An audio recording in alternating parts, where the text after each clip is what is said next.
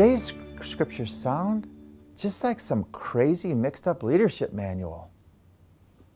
It's a seminar that I used to go to. That's just how it feels. And I'm trying to find out who are the sheep and who's the shepherd. But we know from our readings that Jesus is both, actually.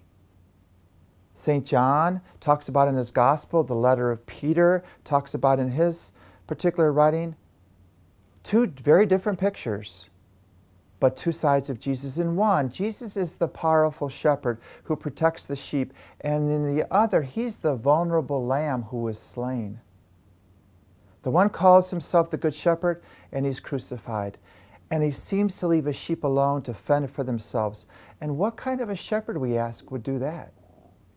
Maybe Jesus is the kind of shepherd who doesn't want the flock to remain sheep forever.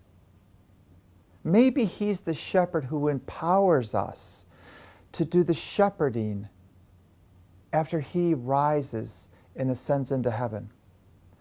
The Vatican Council on the Constitution of the Church asks us priests and bishops to both shepherd and to also be models for the flock.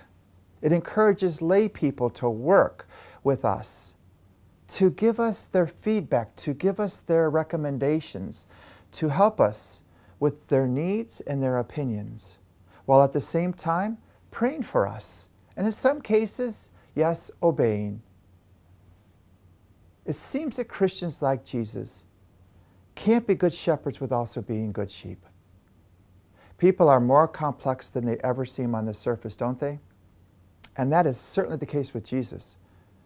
This week we hear Jesus described as the Good Shepherd, but we also hear how he obediently laid down his life like a docile lamb. We're to follow him in both roles.